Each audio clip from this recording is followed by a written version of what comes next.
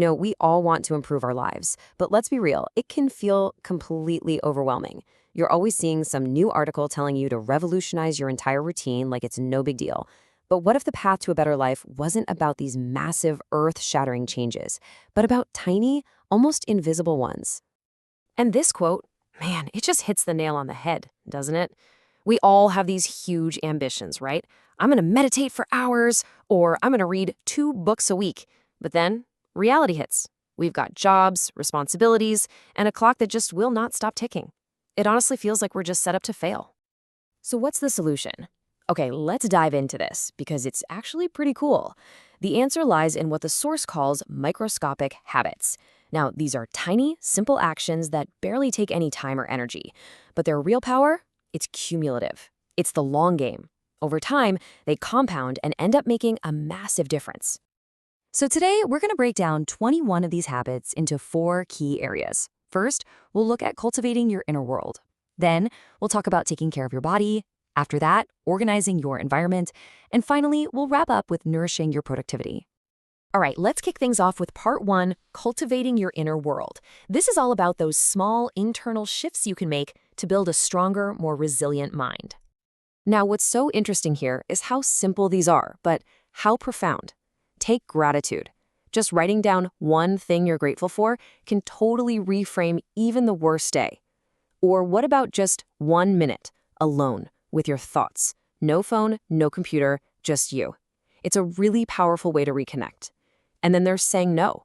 Just once a week. That can be a total game changer, freeing you up for what you actually want to do. And, of course, staying curious. Just discovering one new thing a month keeps your world from shrinking. I absolutely love this. It's such a brilliant mindset shift. It's a French proverb, quand on n'a pas de tête, on a des jambes, which literally means when you don't have a head, you have legs. It's that funny way of saying if you forget something, well, you're going to have to do some extra walking to go get it. But the real meaning is about just accepting your little mistakes and moving on without all the frustration. It's about giving yourself a break for those small, everyday errors.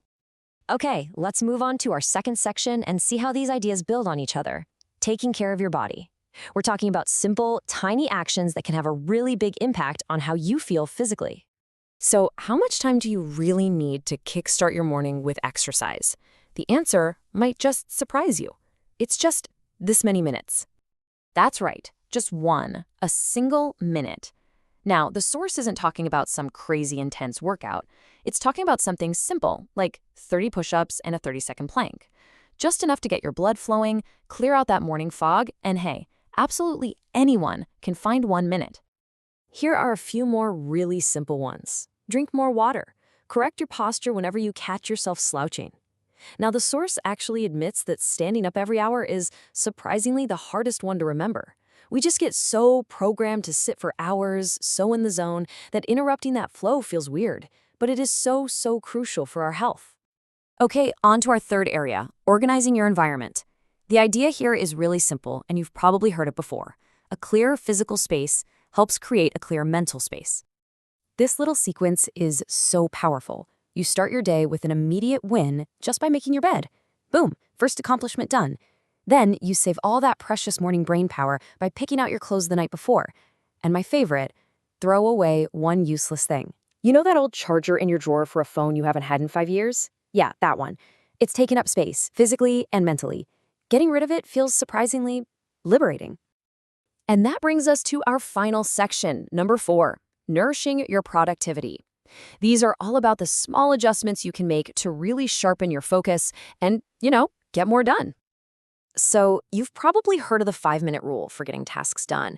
But here's a fascinating twist. The source argues that 5 minutes is actually enough time to completely derail your focus. Instead, it suggests the 2-minute rule. If a task pops up that takes less than 2 minutes, just do it, right then and there. It stopped procrastination in its tracks without shattering your concentration on the bigger stuff.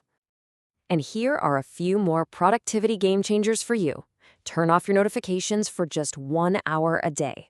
Why? Well, get this. Studies show it can take up to 25 minutes to regain deep focus after a single 1-second glance at a notification. That's a massive cost. The same idea applies to the news. Checking in once a day is plenty to stay informed without getting totally overwhelmed by the constant stress and distraction. Now, to put all of this into perspective, the source suggests asking yourself this really powerful, really clarifying question every once in a while. If you only had 2 months to live, is what you're doing right now what you would choose to be doing? It's a pretty stark question, but man, it's a great way to recenter yourself on what actually matters.